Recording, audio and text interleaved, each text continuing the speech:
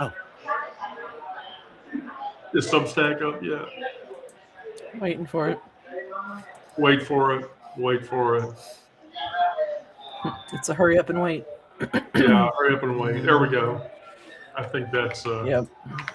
I think that's good to go.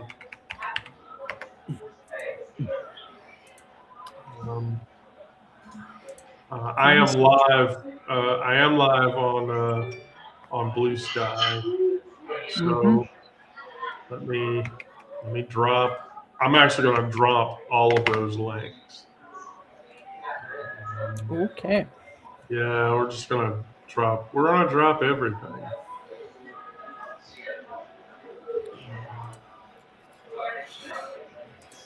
Give it a second to pause that.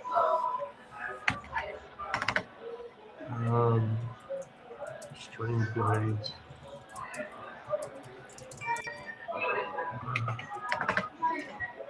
And then there we're live on Insta. And then we're live on Twitch. Let me go to we're live on Insta. Oh, somebody's got an echo. Yeah, I know it's me. I'm working on it. Yeah, it's me. I'm working on it. There. Okay. I'm not echoing now. Purple Skull. Anything else? Anything? I'm not talking the shotgun. No, not the shotgun. Ignore that. Yeah, ignore Okay. that. I'm like, where's this extra voice coming from? It's all in your head. Haven't you heard the Gorilla song? Which?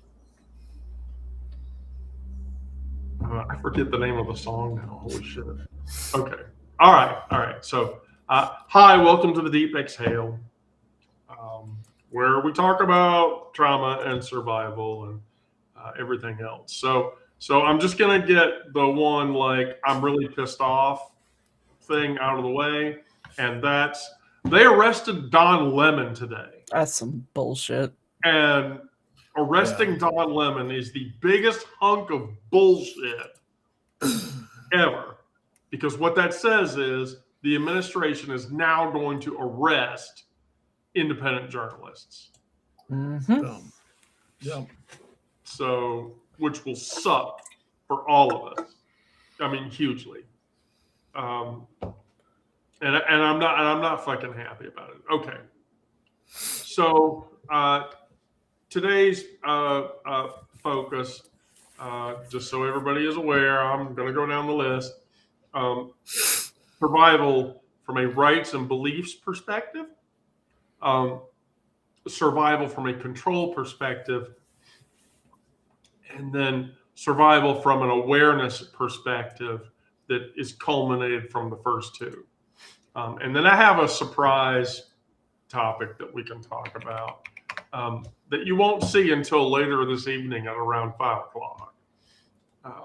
But we can talk about that, which that is, and I'm just going to share it,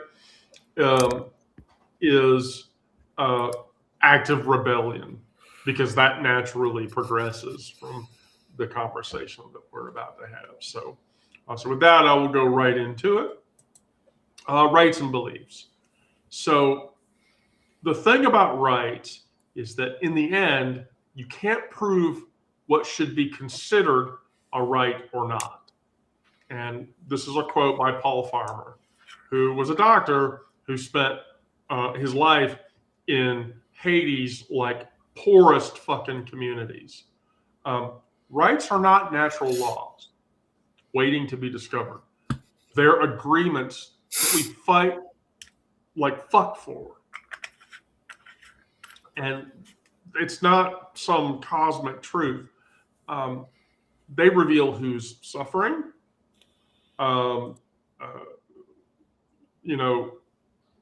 despite a basis of mattering or not.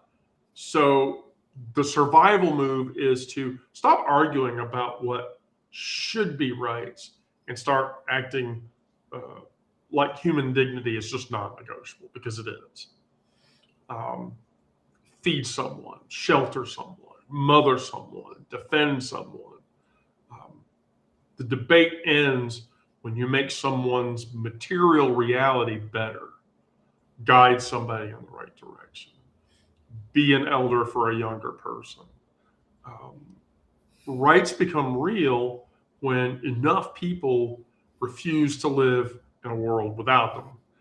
That's what happened 250 years ago when a bunch of people that were living in a colony said, fuck this. And that's how we got to where we are right now. And now I'm just going to randomly pick on people. No, go there. There we go.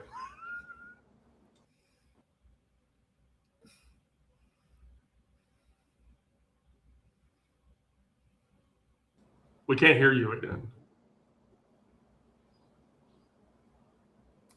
Weird. Okay, you work that out.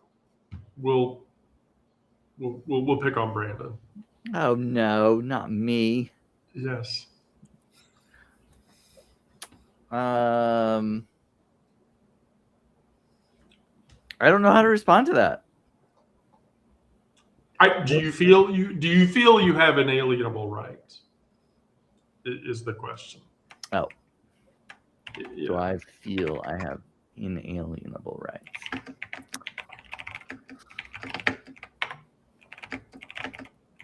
Well, not so much anymore. I mean, I should. Well, let me ask you a more direct question. Okay.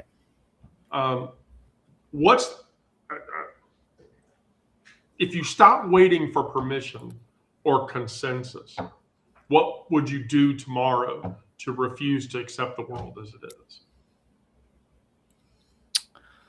Oh gosh, that would be a long list. Well, for one, I would not pay my taxes. Because you don't feel representation with your taxes? Because I don't want to support and fund the current government that we have.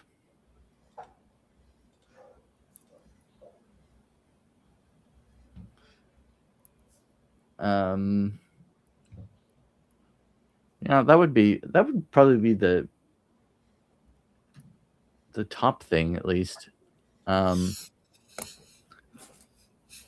would be an act of defiance for certain. Yeah.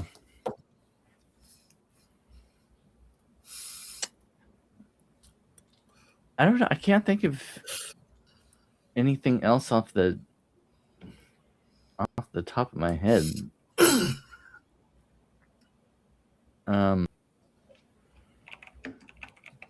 I guess organizing other people to do the same. So active resistance. Yeah. Yeah. That's certainly. Whoops. Let's see. We got Miranda back. We can hear you now, Miranda. Oh. Oh gosh! Now we lost her again. Oh no! There we go. Hey! Come back, Miranda. Hey! Hi. So y'all can hear me now? Yeah, we can hear you.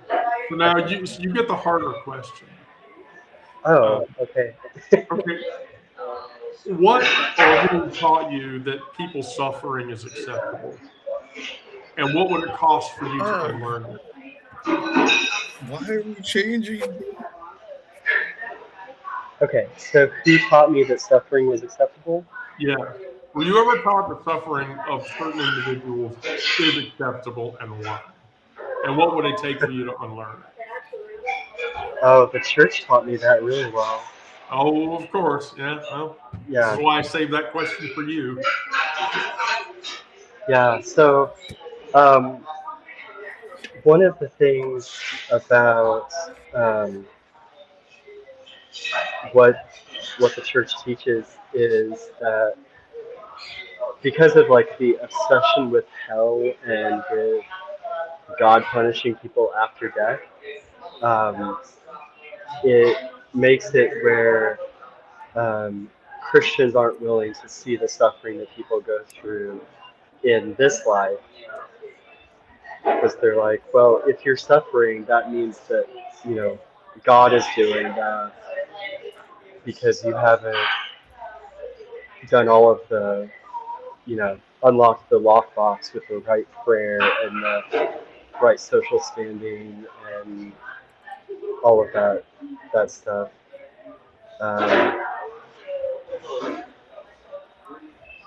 And yeah, so like, especially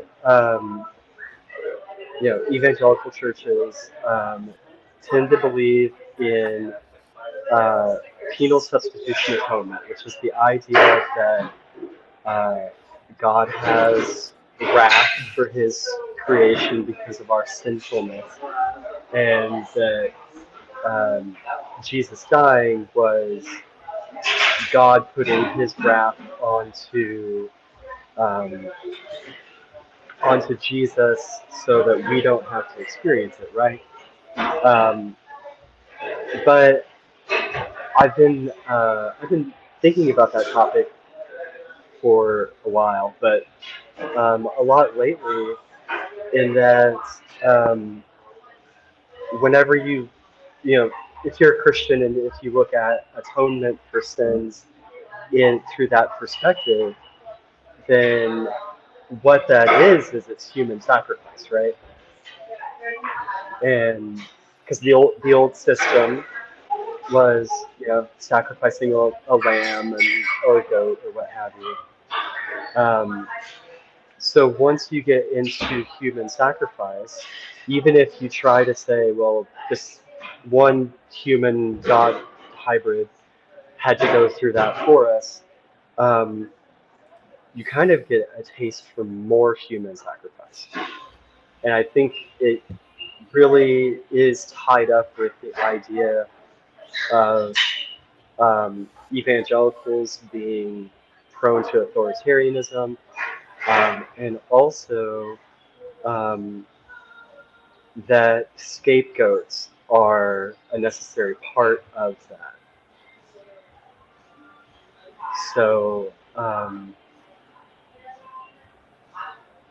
you know, there always has to be another sacrifice, whether it's trans people or immigrants, and it's just endless. It's bloodlust all the time. Yeah. I think it's kind of ironic because, like, I was taught that if you're suffering, then you're doing something right, because the devil will always the devil will go after you and attack you, and so if you're doing what you're supposed to do in God's eyes, you'll be attacked by Satan and I his would like to demons. point out that from a biblical perspective and a linguistic perspective, Ha Satan is the Lord of the earth, and further even still, he is God's own agent on earth. You read the book of Job, and this becomes very glaringly obvious. Oh yeah, like God is telling Satan what to do to Job and his family. It's not, yeah. God and Satan are hanging around the water cooler, and Satan tells God, you know what? I'll bet I can make Job say, fuck you, God. Yeah. And God said, fine, have at it. You just can't kill him. But Well, what I was saying, the ironic part of it, though, if you're if you're suffering, you're doing something right according to the church and whatnot. But if it's somebody suffering that they don't agree with, then they must be doing something wrong. Yeah, Yeah, that makes it complete. it's contextual, and the context is always we're holy and you're not. Yeah. Right. So Sarah, so the question for you is, what is a concrete action that you have taken that made someone's dignity non-negotiable, not just theory? And the reason I saved that one for you is because I know you've done it. Someone's dignity. Yes, dignity.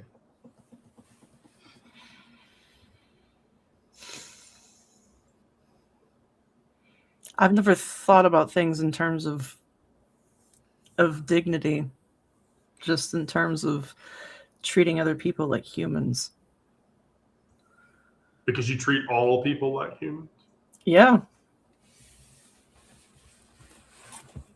Even though this is a challenge that never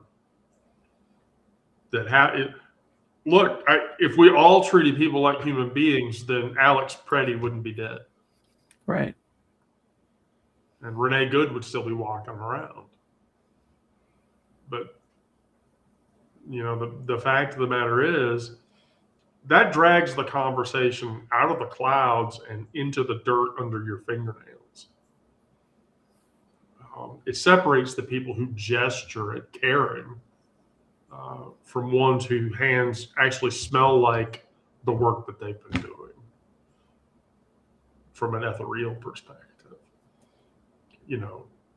Carrying someone's groceries and we have a female transphobe in the chat. Yay. That's amazing. Oh darn. No, we don't.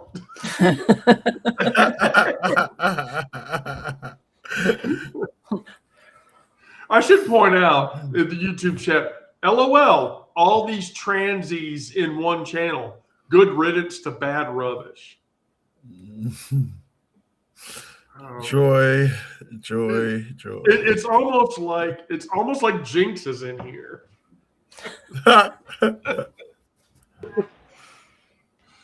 Oh. Onyx. Is mine the same question? Kind of, what have I done? So concretely, I believe in my mission is more along helping people one-on-one. It's behind the curtain, as it were. It's all quietly done, but with a heavy impact. People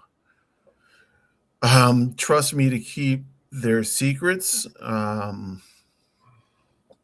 and in that way, I'm one who can tell stories should something happen to certain people.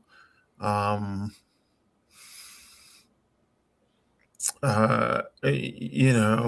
stance is that if you are a human being, you deserve shelter, food, and dignity. And those are non-negotiable. Mutual aid is a must, and building networks. The way I build networks is one person at a time. So I link up this person with that person. It's not necessarily groups upon groups and linking groups together. It's just me doing what I can do, and it's nothing major, but it is doing something. I'm going to leave you up there because I want you to respond to this because of the origination of where it came from. So, Okay. it's talk. This is my narrative about the concept of control. And what that says is you may not control all of the events that happen to you, but you can decide not to be reduced by them. And if you don't know, that's Maya Angelou. Life will fuck you up. I promise you it will. I mean, I walk around with 15 pounds of inorganic titanium in my body because I was a very young and impetuously stupid child in my youth, and I made bad choices. The question isn't whether hard things will happen. Murphy's Law, they'll happen. And even worse still, Finagle's corollary that says to Murphy's Law, bad things will happen, but not only will they happen, but at the worst possible juncture of time. And the question then becomes whether those hard things get to define your size, your scope, your capacity for love, joy, emotion, and everything else. And so when everything feels crushing, you know, I hate to take from the Bible, but you contain multitudes. No, it's true. Grief is real. Oh, well, that one's not the Bible. That was Walt Whitman. Oh, I'm sorry. Grief is real. Anger is justified. Exhaustion is earned. But none of those things can shrink the vastness that is in all of us in a capacity. We just decide every single day whether to stay as big as we are, or I'm defeated today, fuck off, and I let the bastards win. You know, from my perspective, go big. Be expansive. Choose to remain undiminished, even when they're trying to break you down, because they're going to continue to try to do it. That's the revolutionary thing that's in all of us that they can't touch. You know, so I have to, first of all, the first thing I jump to is racism, because it's an all-encompassing part of my life. I cannot get away from it. It has been used against me so many times.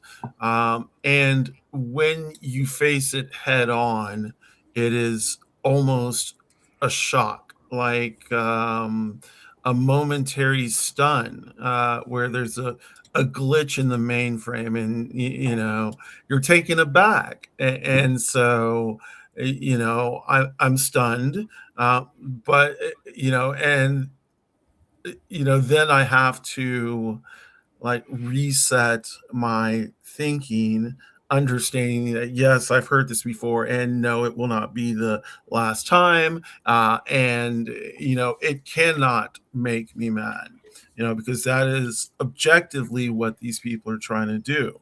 Same with transphobia, you know, same with transphobia, a big thing. You know, these people are trying to reduce us to nothing. The way we fight that is to keep showing up every day, is not to detransition, is not to go into the closet, but is to no reason to shout, but to be present, to show up. You know, we can, you know, they cannot remove all of us. They can try to, but trans people will always, and as long as we can get some to elderhood, you know, the ones who are in lower generations have something to look forward to, have a history to look on, and something to strive for. You know, saying somebody else can do it, I can too. you know, and that's a good thing.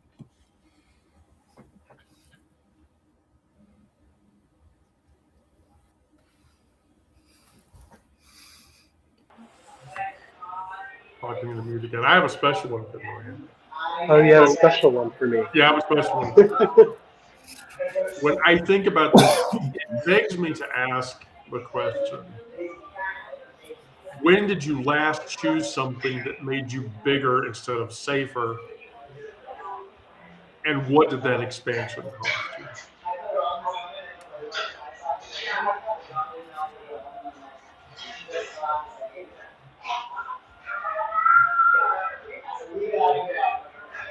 So,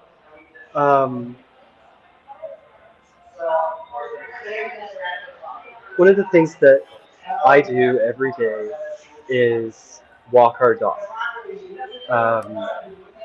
There's the largest park in the city is only a couple of blocks from our place.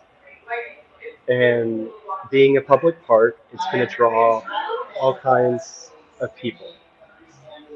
And because of that, it is the place within my supposedly safe liberal bubble of a city that I've experienced the most in-person harassment for being trans. So I've had, there was a time when I walked by a couple of guys and they clocked me and immediately started a whole extra loud conversation about whether their penises were as big as mine. Oh. Yeah, that one was really fucked up. Oh. I've had the like crazy religious lady who's like street preaching and yelling at everybody see me and start like preaching against me specifically in front of a couple dozen people. I've had slurs, I've had threats, but it's my public park too. So even though all of those things have happened and can put me at physical risk, not just the psychological risk of verbal harassment, I keep showing up, keep walking my dog there. I have, we're like, I live in Denver. It's a very dog-friendly city. So a lot of my like informal social network is made up of the other people in my neighborhood who walk their dog around the same time that I do. So, even though these certain incidents have happened, I know that I have a network of people who are looking out for me just as part of their lives. I'm looking out for them. Yes. The other day I ran into one of my neighbors, and she had some intel about a creepy guy at the park who's been following women around, and so we talked about that, and then I could tell more people to look out for this particular description of person and keep each other safe. So, I think that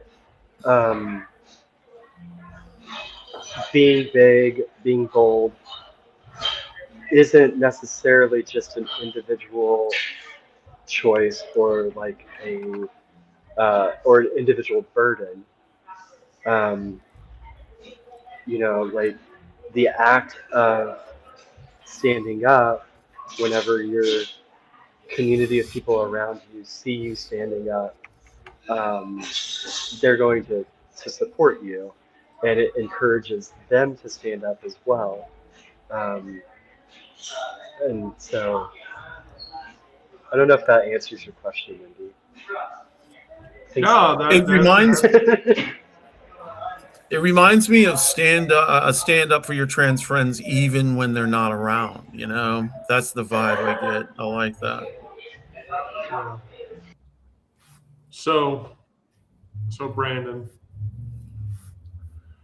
if you woke up tomorrow undiminished, you literally were taking up the largest amount of space of yourself that you could take up. The question becomes, who would be most threatened by that? And why does their fear get a vote, or does their fear get a vote?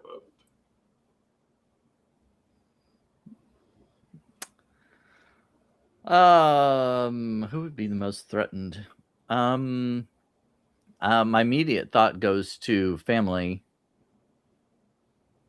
parents.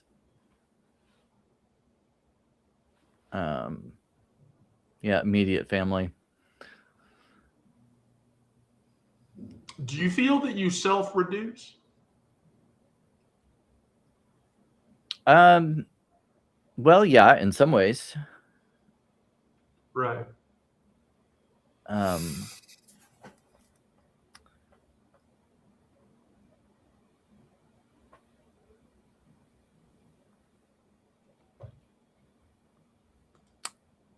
It's I don't know how to answer that really.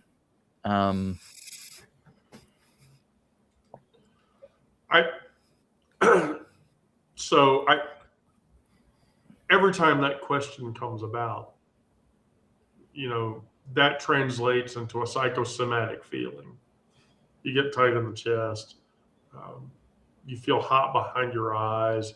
Your fists clench up. But from a working perspective, for instance, I have a coworker who constantly misgenders me, constantly. And the reality is, I know he'll never stop doing it.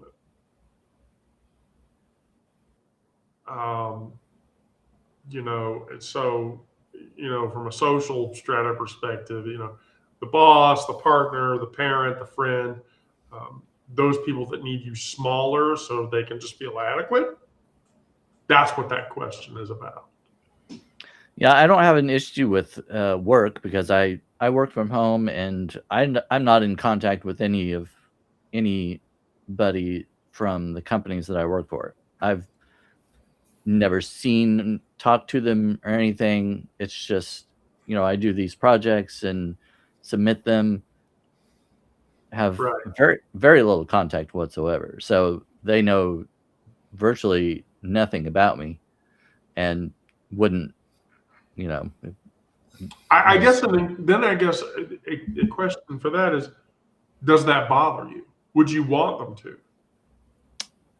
No, that doesn't really bother me at all. When it comes to strangers, I don't care much.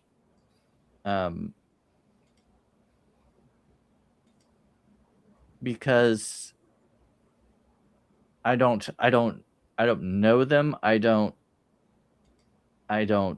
have a relationship with them or have any kind of, a general love for human beings, but not, a personal relationship, if that makes sense.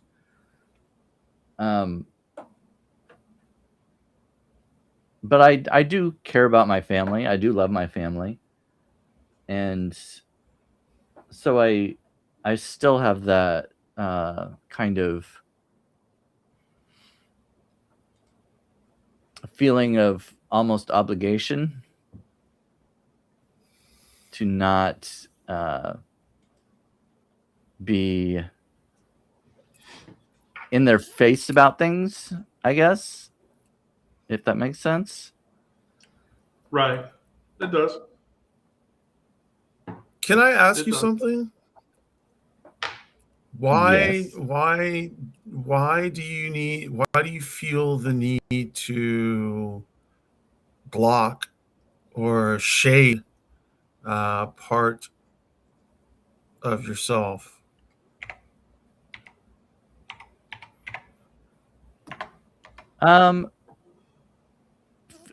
Rejection, I guess, mainly fear of Okay. rejection.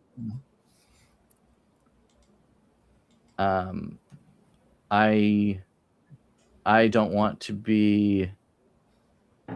I don't want to feel alone and rejected on the outside. I don't have. I don't want to feel like I have no support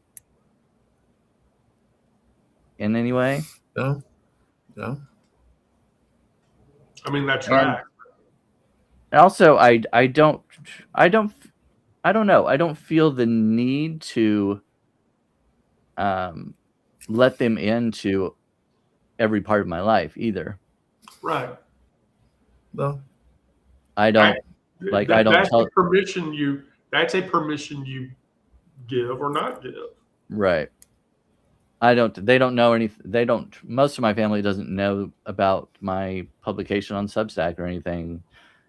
I wouldn't want them to read it just because a lot of it is kind of vulnerable. I put out my emotions and stuff like that, and I don't. I don't know. I don't want them to have access to that.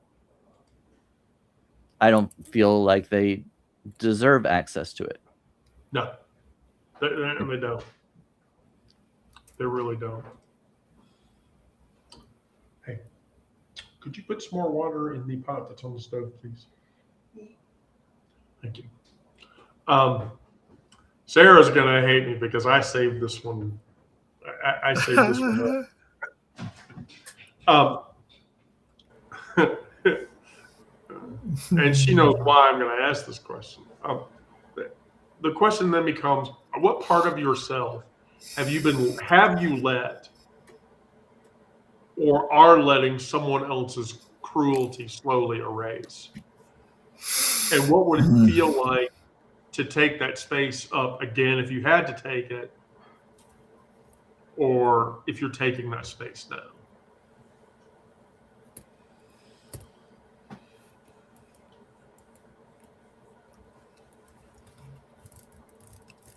Someone else's cruelty.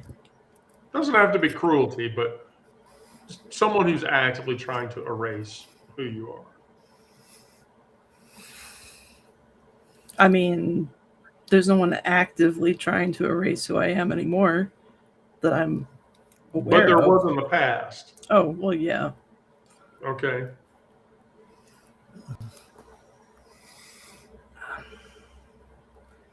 I mean, the first step to that was learning that it was even happening.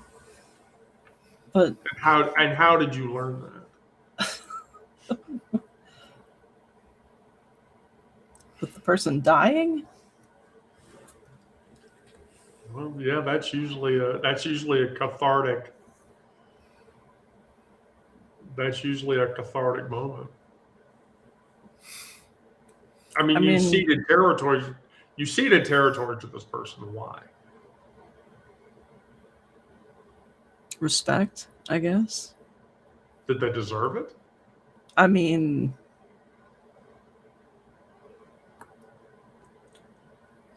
from the perspective of them being my elder and a parent,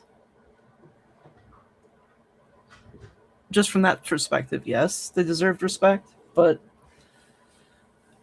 I don't think that their opinions on me and my behavior after a certain point deserved any kind of respect, but I couldn't see that at the time. Why not? Fear? Fear is a powerful motivator. He was a scary dude. He looked like Jack Nicholson from The Shining when he'd get angry. And I always said Gosh, that I find that completely terrifying. yep. I find that completely terrifying. So then what would it feel like to have to go back into that space?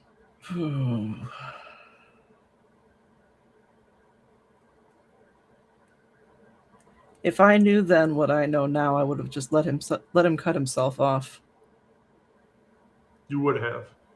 Because there was a point in his life where he got really sick and he was trying to push everybody away, and I assumed that it was because he was trying to save us from the grief of him dying, and we just wanted to be there to support him. Right. And I feel like he was in some ways trying to do that, but also he would have been doing me a huge favor if I had just let him do it. Although I probably would have felt a lot of guilt and regret if I had. So ultimately, this is probably the best way it could have played out. It's interesting that you say that. Which is why I saved you for last, because I knew how you were going to answer this question. Which is why I'm going to leave you up there, because you get to reply next. Okay. And the adage suggests that when I dare to be powerful, to use my strength in service of my vision, then it becomes less and less important as to whether or not I am afraid. Yes. Because fear will live in you. There's nothing that you can do about that. That's not weakness. That's not diminishment. That's awareness. The people trying to crush you count on your fear paralyzing you from doing things, paralyzing you into silence. That's what they want. But here's the secret that they don't want you to know. And that's, you can be terrified and still move. You can be terrified and still act. You know, sacred hands can still feed people. Anxious voices can still say, I'm trans. And I'm scared shitless. You know, you can be shaking and trembling in nervousness and still show up. Courage isn't the absence of fear.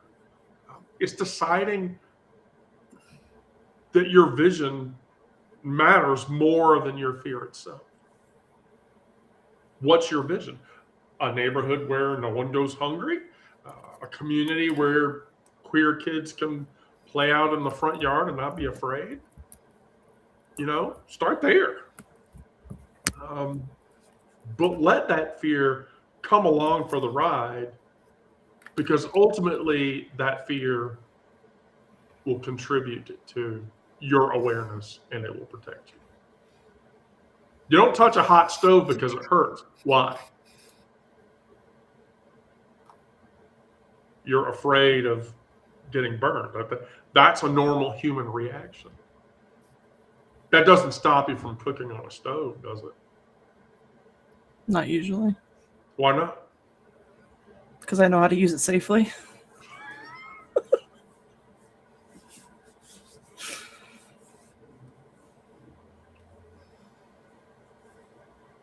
So then what vision is there of a place where that fear doesn't exist?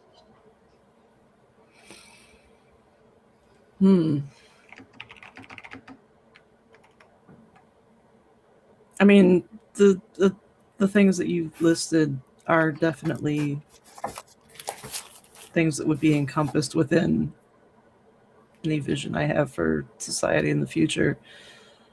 But I think in terms of what I actively do to try to achieve anything that's even remotely close to that is, you know, I keep my garden, and when I have extras, I will offer stuff to neighbors that I see out doing their gardening or their, you know, yard work.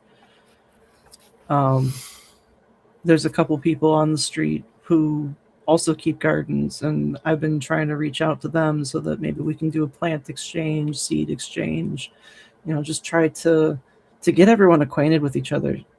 You don't need to have like an official like neighborhood watch type thing to be able to communicate with your neighbors and share information, share anything, whether it be supplies, tools, perishable goods, anything, even like storage space.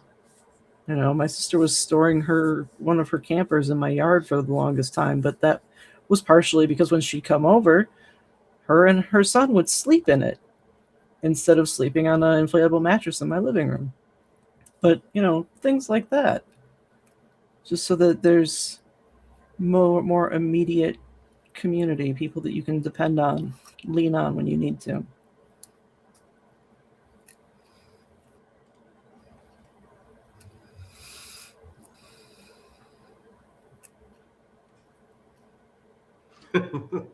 Restream is so slow today. So I'm going to ask you for a sensory exercise, Miranda. Don't hate me. For what exercise? A sensory exercise. Okay. Can you describe the texture of your fear versus the texture of your vision? Which has more weight when you hold them both at the same time? Okay, so texture of my fear versus what? The texture of your vision. Of what? I'm sorry. Vision, sight. Oh.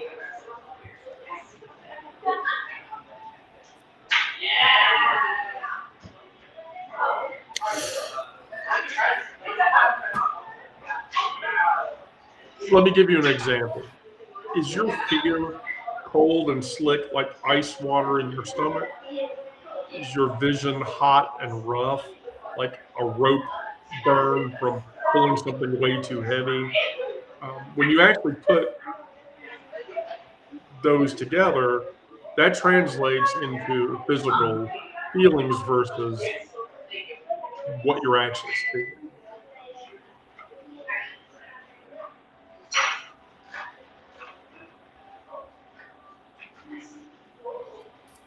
I'm going to have to start asking way more emotional questions. Yeah, I don't.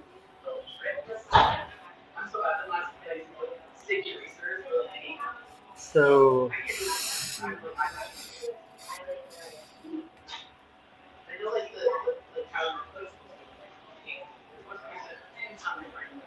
It's not really like a texture of my fear, but like something that fear does to me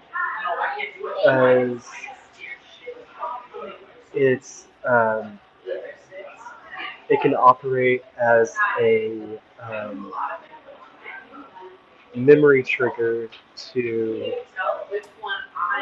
times I felt like I wasn't in control.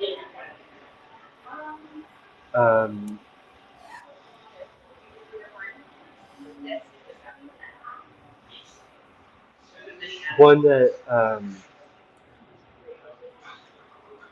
I guess one place that takes me repeatedly is like when I was little, I had an older family member who would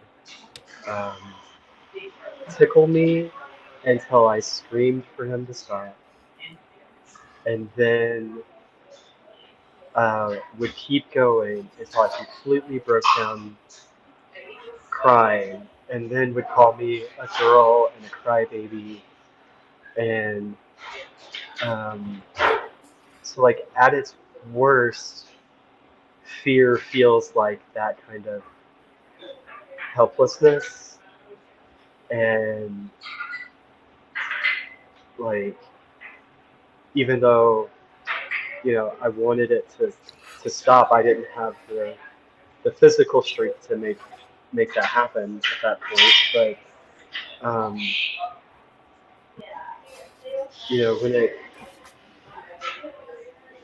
when I'm able to do things now that are acts of overcoming fear, it also helps heal like little Miranda who couldn't. And so it's like going back to that place has the negative side of feeling the hopelessness, but also the overcoming the current thing helps heal in retrospect, if that makes sense. Yeah, it does make sense. It does make sense.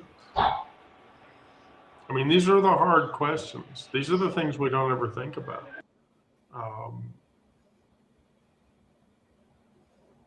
So I'm going to ask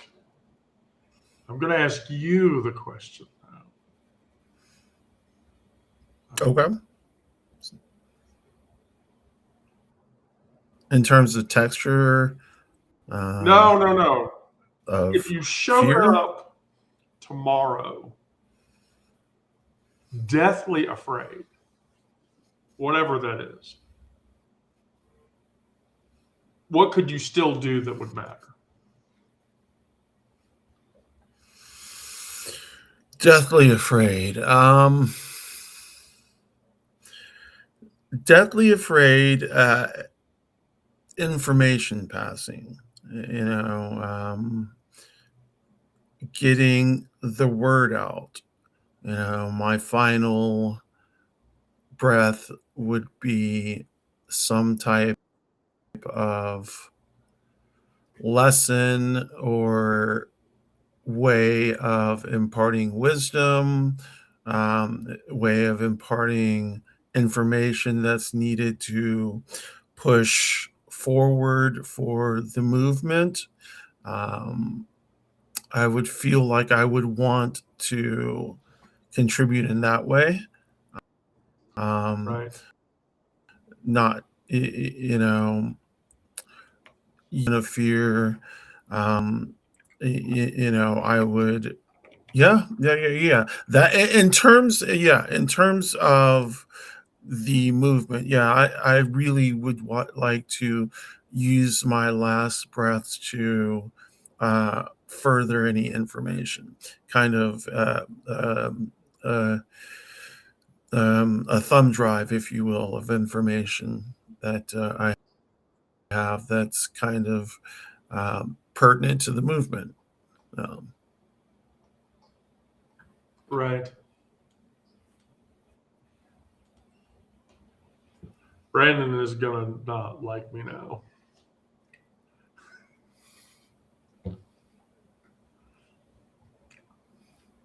Whew. What have you been refusing to do until you felt brave enough to do it? And how many days has that hesitation taken from you because of that fear and that awareness? Lately? Or distantly, your choice.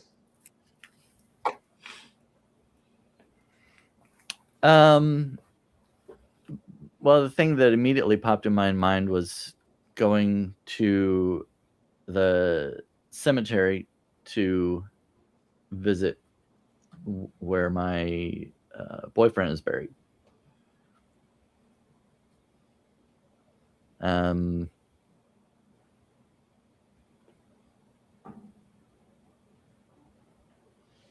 So, what was the second part of that question? How many days has the hesitation taken from you while you're trying to build up to that point? And why? Well, I don't know. That one's kind of different because he's across the state, so it's not like I could feasibly go there whenever I wanted. It's I'm not, I don't know. But you want to. I did in a way, but I knew it would be terribly painful. So in a way, I did not want to.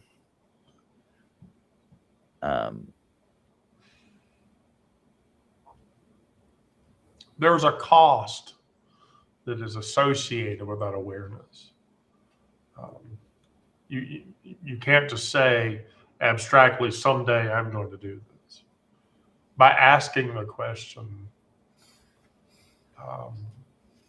what have you been refusing to do, and how many days has the hesitation built up? That forces you to quantify the abstract, someday I'm going to do X, into it's been a month since I said I was going to do this. And it forces you to feel that accumulation. That's probably the most emotional question I had for this bracket of awareness talk. But here's the deal. When was the last time you went to that site?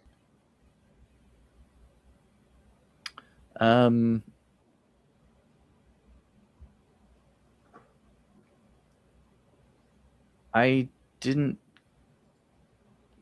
go last year, so it was it would have been 2024. Right.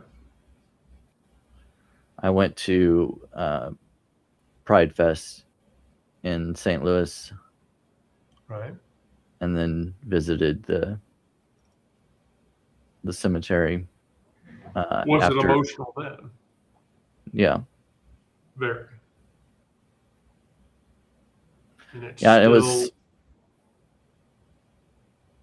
it was quite a dichotomy too, because I went to Pride Fest and it was a happy, joyful occasion.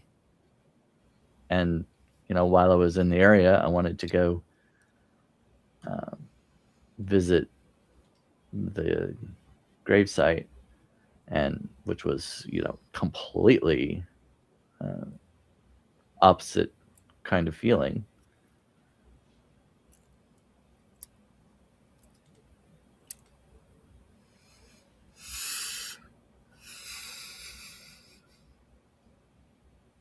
And it's visiting that it was kind of I don't know, it helps with closure in some ways, makes it more real, but I'm not sure it really well, I don't know. I don't know what I'm saying right now. you don't think it helps. Well, I'm not saying it doesn't help, but there's no, I don't think there's ever closure when someone dies, and so I don't know what it does. I can't say what that visit does. I don't know. I kind of still keeps him close in a way. Reminds me of him. That's important. But it also reminds me of his death, which is, I don't know, it's just, there's a lot of ups and downs to that. Grief and loss is like that. I mean, 6 stages, denial and bargaining, and I don't care what anyone tells you. Closure is a myth. Closure is a complete myth. Yeah. It just is. So I think there's compartmentalization, where a part of you still holds on to the memory. And then there's triggers that bring you back. But that piece will always be there. I just, in the middle of like all these papers I had printed off, came across an obituary of one of my friends. And, immediately I was thrown back. And so what I realized is what I thought was a tiny bit of me was just a lot larger. Yeah, there's always a song or a picture or a place or something that brings you right back to that memory.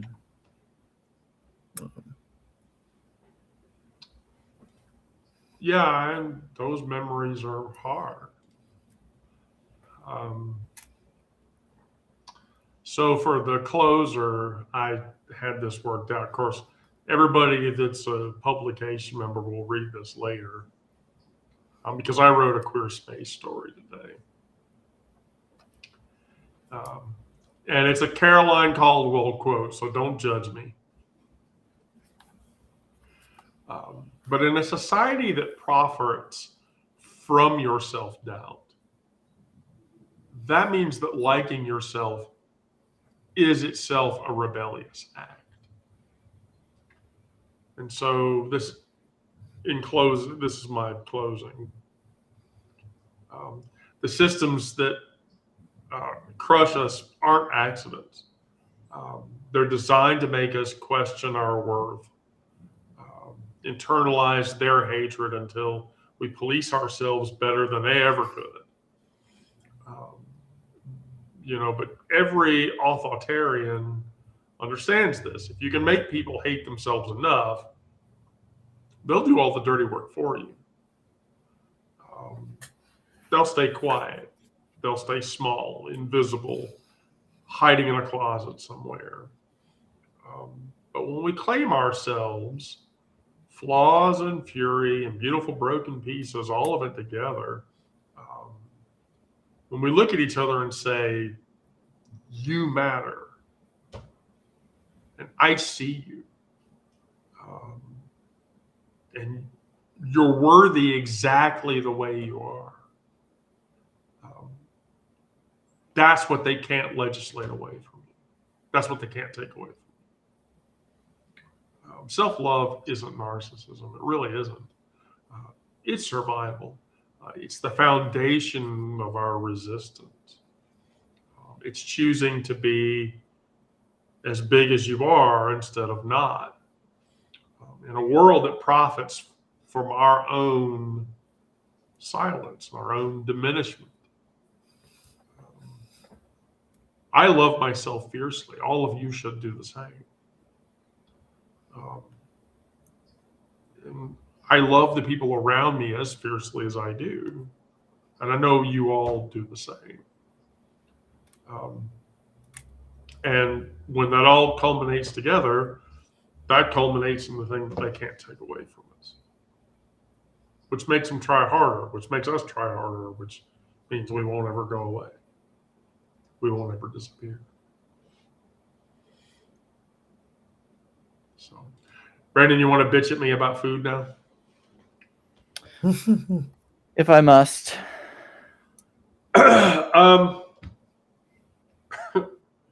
So I was going through my salmon nose rot book.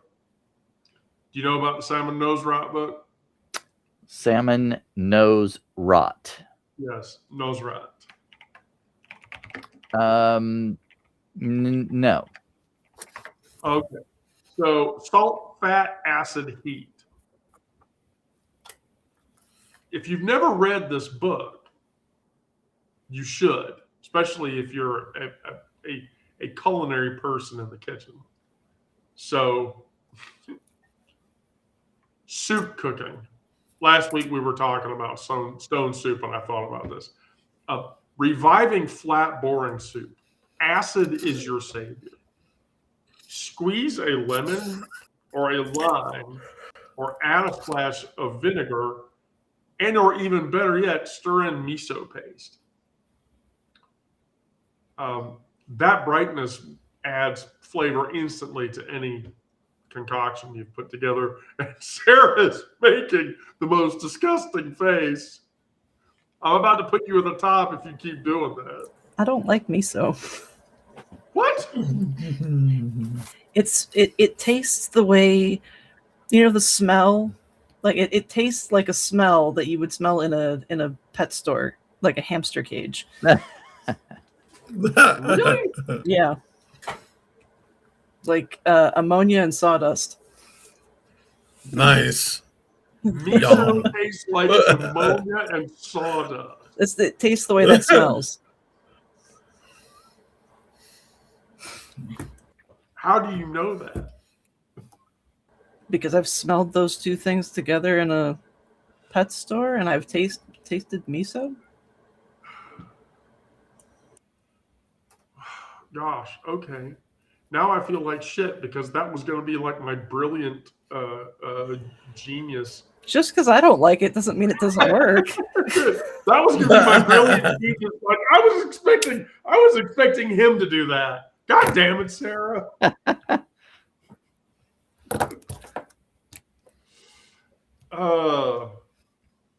Okay. So then, well, no, Sarah's going to have an opinion about this too.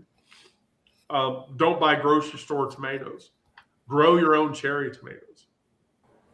Oh yeah, I agree with that. Definitely, I've had 100%. grocery store tomatoes, and they don't even compare to homegrown garden tomatoes. 100% agree. Why? Yeah, why? I don't know what it is. I can't say exactly. They're just not as. They don't taste as good, and they're just very lackluster. I can tell you why they're lackluster. Oh, we're all ears, Sarah. Here, wait. Here, wait. Hold on. Let's put Sarah on the spot. It's because they harvest them before they're ready. If you wait until what's called first blush to harvest your tomatoes, they'll be at first flavor, it's like full flavor. So when they just start to get that like slight rosy hint to them, that's when you can get the full flavor from them. But the hothouse tomatoes or whatever, they don't wait for them to be ripe before they harvest them and ship them off to the store. Plus they have a schedule to keep. Exactly. Schedule and demand. I guess I've never understood as a person who, growing up, has only ever shopped at a market, like a market. When I, started shopping in a grocery store for myself, it didn't make sense to me. I just like none of this. It seems so sanitized. And so I very much dislike grocery shopping for that reason, because I can't handle that sanitized, and I'm an autistically wired person when I say this. I can't handle that sanitized experience. Vegetables are supposed to be dirty, and potatoes are grown in the fucking ground for fuck's sake. Like when people mash potatoes and they don't leave the skins in, I don't get that. Oh yeah, I like the skins. Because all of the flavor in the potato comes from the skin. When you bake a potato, you cut it in half and you throw a bunch of cheese and sour cream and chili and shit in it, You eat the middle, right? Well, do you eat the rest of it too? I do. Hell yeah, I- sweet potatoes too. Of course. Yeah, of course. Yeah. You skin, like, drench that in butter and eat the shit out of it or whatever. I do not get why people don't do that. There's people that don't do that. And I Because God find- forbid it's touch dirt. Which is funny because I have a CIO at my job who he's from Florida, and this is the guy that I get served by him constantly or whatever. But he's a CIO. He's an executive. I can bitch about that all day, and he'll never never stop. He will come apologize after he's done it, and he knows he's done it. But anyway, he's the guy that sits on calls and goes, "I wish you'd go back to when kids could just eat dirt and no one cared."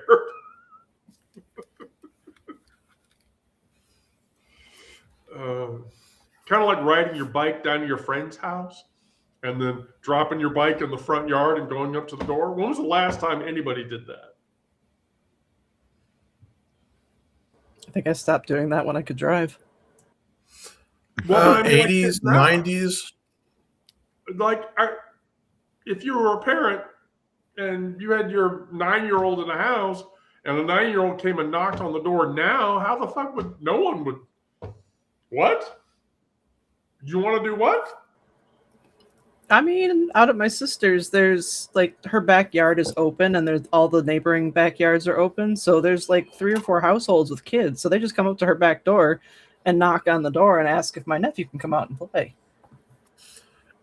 And the A at 9 years of age, that's not really happening. Now, my sister's kids, they've grown up in the city, so they're like little city kids. They go about the city. They take MARTA. They do this. They do that. It's like Kids, the movie Kids, except for hopefully without the horrible consequences. But it's like they're city kids, so they move about the city with a certain awareness, a certain swagger that only comes about from growing up in the heart of the action.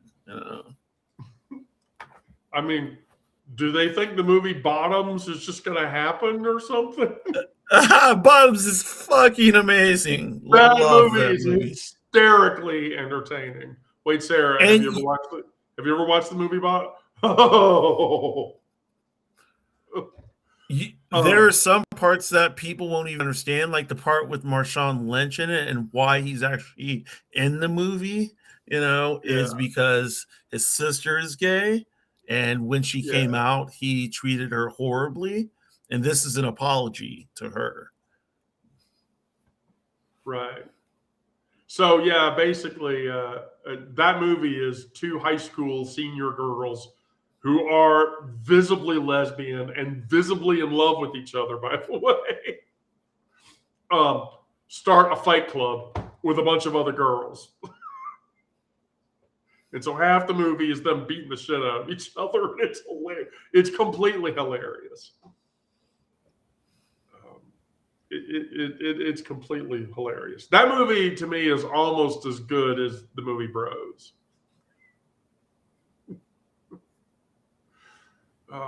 But as Brandon knows, wait, Brandon, you've seen Bros, right? I have. Yeah. There's an Atlanta personality who is in that movie who I'm friends with, by the way. Onyx will know who I'm talking about. Matt Madison.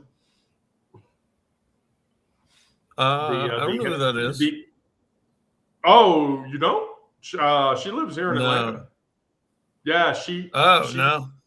Oh, yeah. Yeah, she has an interesting adult film stage name. Oh, yeah, she does. I'll just say it one time so we can all sort of chuckle. But Madison's stage name is Big Dick Bitch. Oh. And, I've not heard of her. Oh, yeah, quite, yeah. I'm gonna cop to something now.